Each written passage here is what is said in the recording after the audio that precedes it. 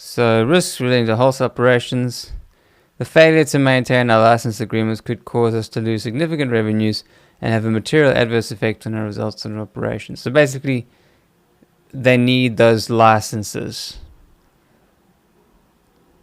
Licensed product accounted for 60.7.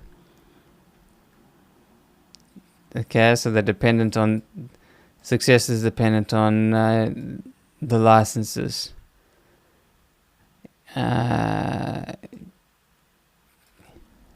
Our business and our success will be harmed if unable to maintain or enhance the image of proprietary brands.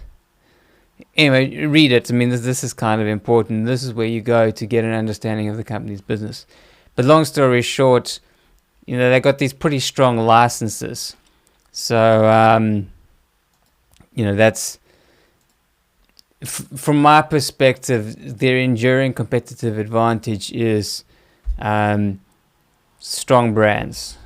I mean, this is a massive summary, but basically because they own these licenses, people are going to keep buying these branded clothes. It's really hard for somebody for a company to suddenly come up with a new brand that's going to displace, say, Calvin Klein. It's taken years to build up that brand. So, in my estimation, they'll keep selling that particular branded clothing. Okay. Enduring competitive advantage. Can you trust management? So, as I've said before, this is the kind of negative test. So, this is where you want to go to the company website, G3.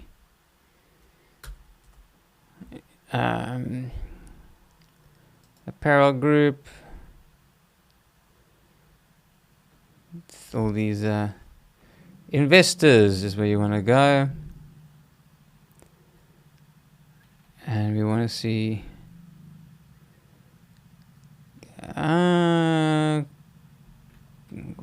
the executive team. Oh yeah, it's just I sold around there. It has since fallen. Anyway, corporate governance maybe. Yeah, that's boring. No.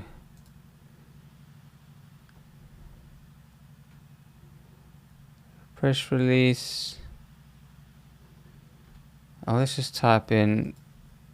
I'm looking for the management team. G3 management. There we go.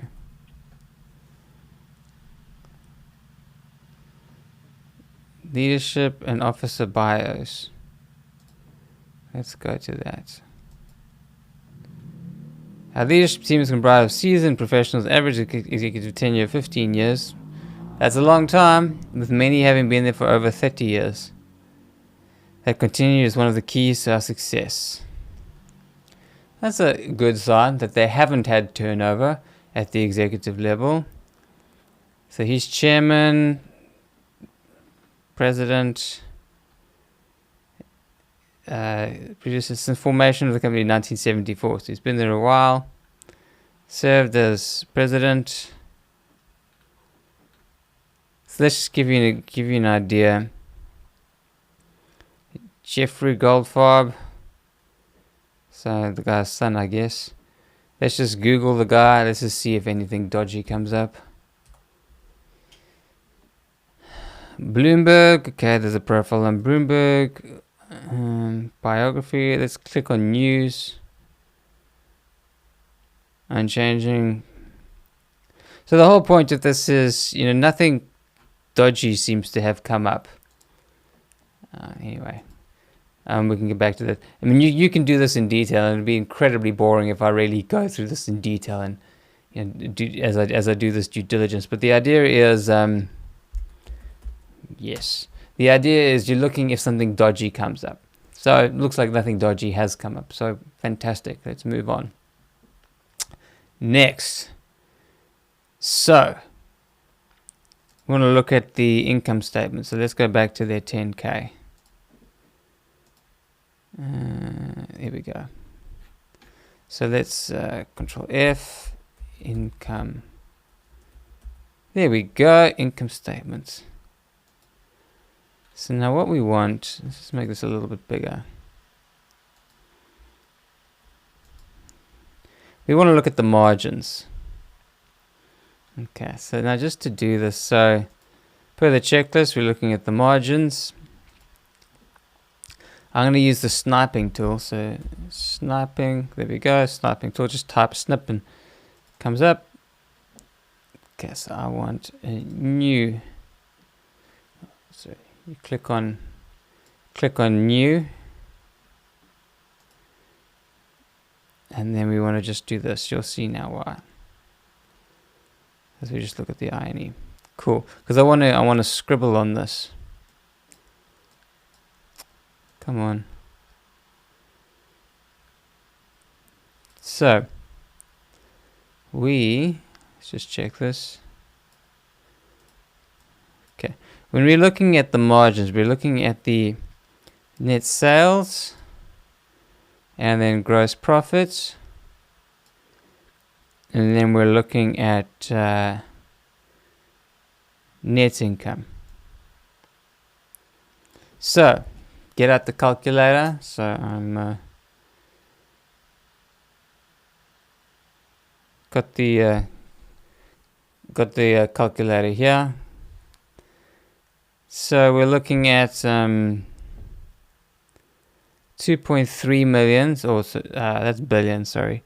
2386 divided by 840.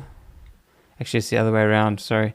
840 divided by 2386. So 35.2. This is mark this 35.2. And then 51938 divided by 2386. 21.7. That's, have I done that right? That can't be right.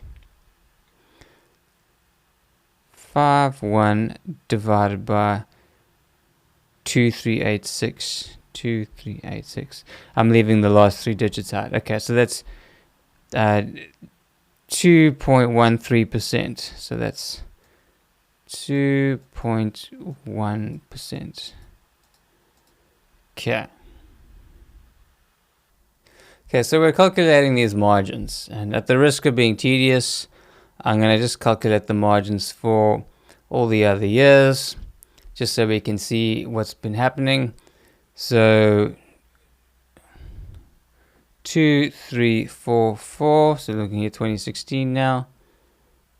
There, 2344, sorry, wrong way around. 838 divided by 2344. Okay, that's 34.4%. 34.4.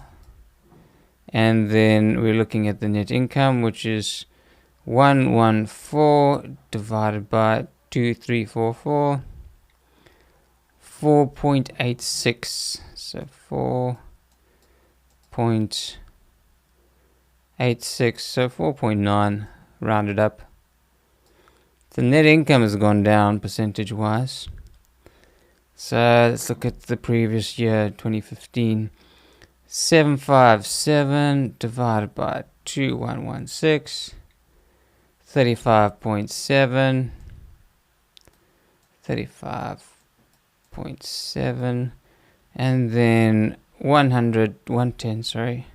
110 divided by 2116. 51.9. No, 5.19. 5.19. Should have rounded it up. Anyway, I'm not going to do the rest. You get the idea. What this is showing is that in terms of what it costs them to sell, that's fairly stable. Even though these numbers have sort of gone up and down, 35%, 34%, that's been fairly stable. When it comes to the net income has gone down from 5%, 4%, around 5 to 2. So something has gone up in their sort of selling, their sort of overhead costs. Depreciation has gone up a little bit. Asset impairment. So 10 million. So I suppose it comes into here that they've taken in an impairment. So what that means is they've decided that an asset is worth less. But that is typically a book entry. But it does, as it's not actually cash in and out, but it does reflect that things aren't as great as they were. So there we go. They had an impairment in 2017. So in terms of the margins on the income statement, we're going to say they're steady around, I think it was 35%, 35%, and then had an impairment in 2017. I mean, I'd write a longer story, but you get the idea. So let's move on to the balance sheet. Okay, which is here. Income statements. Let's have a look.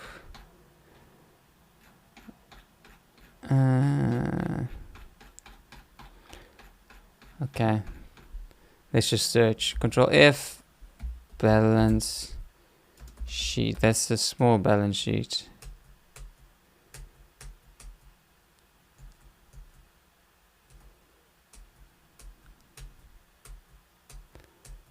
Okay, consolidated balance sheet.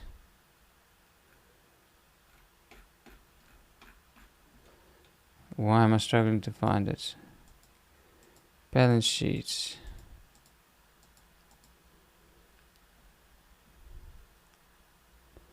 Consolidated. Okay, there we go. So now what we're looking at is debt relative to assets. So now the key thing to notice here, so they got all these current assets, 882 million in current assets, investments, trademarks, 435 million, goodwill. Goodwill is just if they buy a business for say 150 and the actual assets are worth 100, that extra 50 that they pay is goodwill. Because the sum is greater than the parts. Okay, so 1.8 billion in assets. Current liabilities 315. Okay, and then notes payable.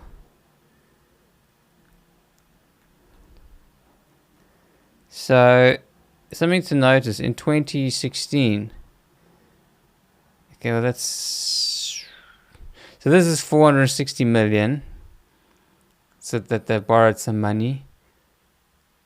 In the previous year, they had nothing. They had zero. And I think when I did my analysis initially, this is what I saw.